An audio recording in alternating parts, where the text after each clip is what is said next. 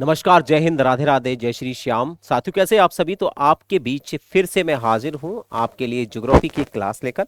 तो साथियों, ये एक ज्योग्राफी की वीडियो है जिसमें आज हम पढ़ेंगे कि भारत के अंदर कितने केंद्र शासित प्रदेश हैं और कितने स्टेट्स हैं यानी राज्य हैं, कितनी यूनिटरी हैं, यूनिटरी एंड जो स्टेट्स हैं उनमें क्या खास है, उनकी संख्या कितनी है और उसके अंदर क्या क्या चीजें हैं। इस चीज को हम शॉर्ट्स में पढ़ेंगे और शानदार तरीके से पढ़ेंगे। आइए एक्सप्लेन करते हैं आज की इस क्लास को दोस्तों।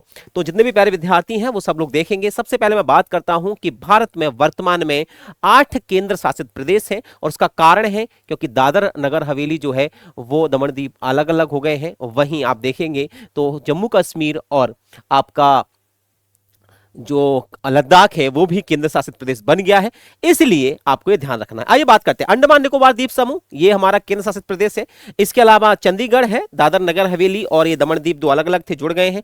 जम्मू और कश्मीर और लद्दाख ये अलग अलग हो गए हैं। लक्षद्वीप, राष्ट्रीय राजधानी क्षेत्र यानी दिल्ली, यह भी एक केंद्र शासित प्रदेश है। और वहीं पुडुचेरी। ध्यान रखना साथियों, केंद्र शासित प्रदेश वे प्रदेश होते हैं जिन पर सीधा शासन जो है वो उपराज्यपाल के द्वारा राष्ट्रपति करते हैं, यानी केंद्र सरकार के अधीन रहते हैं। इन्हें ही हम क्या कहते हैं, केंद्र शासित प्रदेश कहते हैं। दोस्तों ध्यान रखना, केंद्र शासित प्रदेशों में ऐसे दो प्रदेश हैं जहां पर विधानसभा है, जो पुडुचेरी और दिल्ली है। आइए बात करते हैं इन केंद्र शासित प्रदेशों की। सबसे पहले मैं बात करता हूं पुडुचेरी की। हम सब जानते हैं कि पुडुचेरी तमिलनाडु में स्थित है, लेकिन ये जो है वो दक्षिण भारत के 3 जिलों में फैला हुआ है, यानी इसके 3 ऐसे जिले हैं जो अलग अलग स्टेट में हैं। चाहे मैं आंध्र प्रदेश की बात करूं, अगर मैं बात करूं आपके केरल की और तमिलनाडु की, तो यहां तीनों में ये आपको देखने को मिल जाएगा। अगर आप देखना चाहते हो इसको तो ध्यान रखना, ये आंध्र प्रदेश में यनम नाम से पुडुचेरी का ही एक जिला है। इधर आप देखो केरल में माहे है और वहीं तमिलनाडु में आप देखोगे तो तमिलनाडु में आपको काराकिला मिलेगा जो कि पुडुचेरी से ठीक नीचे है। तो आप देख सकते हो कि 3 इसके जो जिले हैं, ठीक है, ध्यान रखना वो कहां कहां है। तो एक तो तमिलनाडु के अंतर्गत है काराकलई, एक यनम आंध्र प्रदेश के अंदर है और माहे जो है वो केरल के अंदर है। दोस्तों क्लियर है।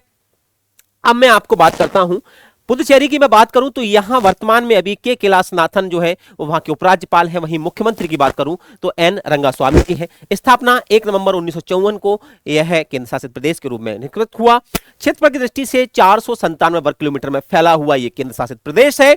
वहीं जिले की बात करूं तो केवल 4 जिले हैं। न्यायालय इसका मद्रास हाईकोर्ट लगता है। भाषा यहां तमिल, तेलुगु, मलयालम बोली जाती है क्योंकि इस तीनों जिले में फैला हुआ है, इसलिए यहां 4 प्रकार की भाषाएं बोली जाती हैं। अब मैं बात करता हूं जम्मू कश्मीर की। हम सब जानते हैं कि जम्मू कश्मीर पहले भारत का ही एक राज्य रहा था, जो कि भारत से धारा 370 के तहत जुड़ा हुआ था। आर्टिकल 370 हट चुका है और हमने इसको राज्य से हटाकर केंद्र शासित प्रदेश बना दिया गया है, जबकि इसके 2 पार्ट कर दिए, एक लद्दाख और एक आपका जम्मू कश्मीर।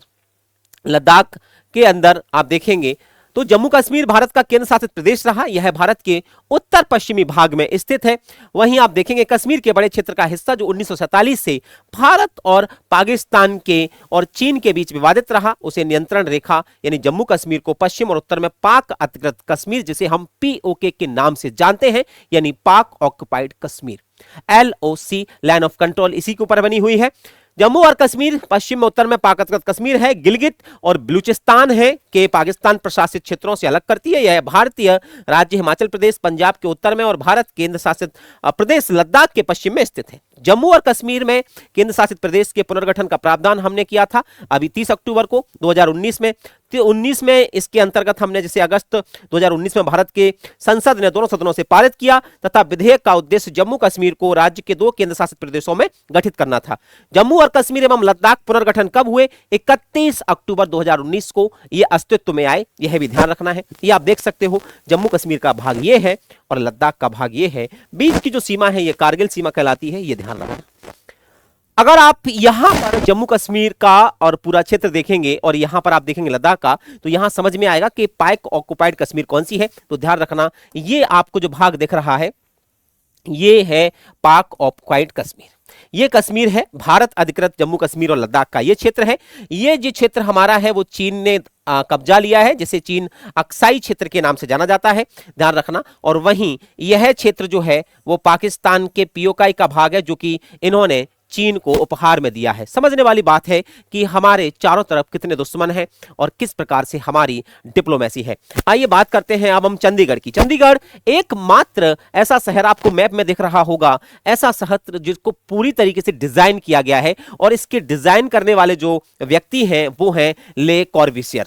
याद रखना, ये फ्रांसीसी वास्तुकार थे, स्विट्जरलैंड एंड फ्रांसीसी वास्तुकार हैं ले कॉर्ब्यूसियर, और इनके द्वारा यह डिजाइन किया गया प्रॉपर शहर है जो सेक्टर में बटा हुआ है, भारत का केंद्र शासित प्रदेश है। यह शहर पंजाब और हरियाणा दोनों राज्यों की राजधानी भी है, यह दोनों राज्यों का हिस्सा नहीं है। चंडीगढ़ के बारे में जरूरी बातें क्या है, 1 नवंबर 1966 को इसे केंद्र शासित प्रदेश घोषित कर दिया गया था। चंडीगढ़ की आधारशिला 1952 में रखी गई थी।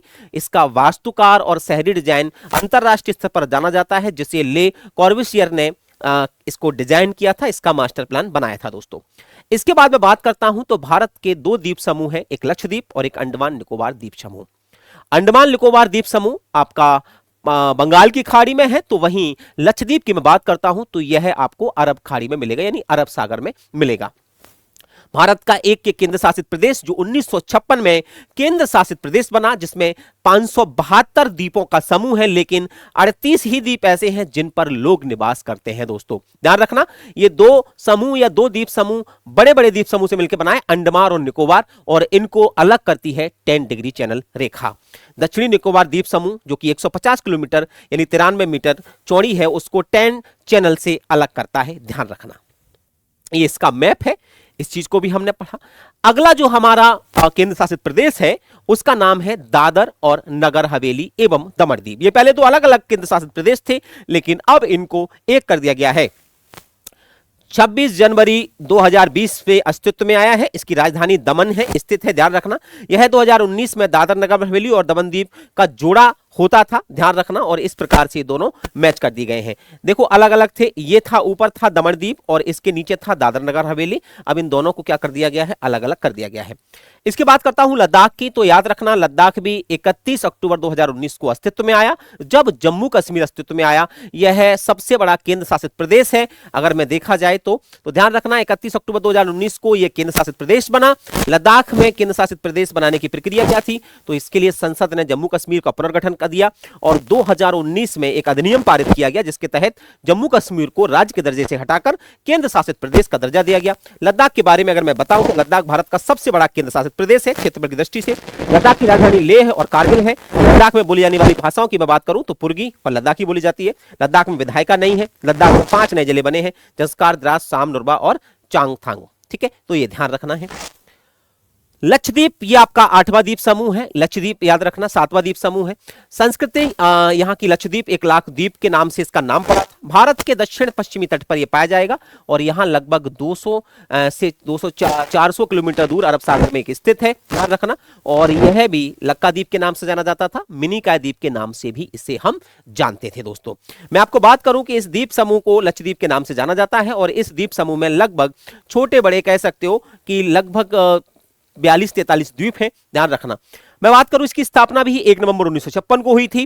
राजधानी इसकी कवारत्ती है। प्रशासक दिनेश शर्मा है, अभी वर्तमान में सांसद हैं यहां पर मोहम्मद फैजल। और प्रधानमंत्री नरेंद्र मोदी ने मालदीव्स की जगह लक्षद्वीप जाने का सजेस्ट किया था, क्योंकि लक्षद्वीप भी बिल्कुल मालदीव जैसा ही है, क्योंकि एकमात्र ये द्वीप है, भारत का द्वीप समूह है जो कि कह सकते हो मूंगा चट्टानों से बना हुआ है, यानी ये कोरल रॉक से निर्मित द्वीप है।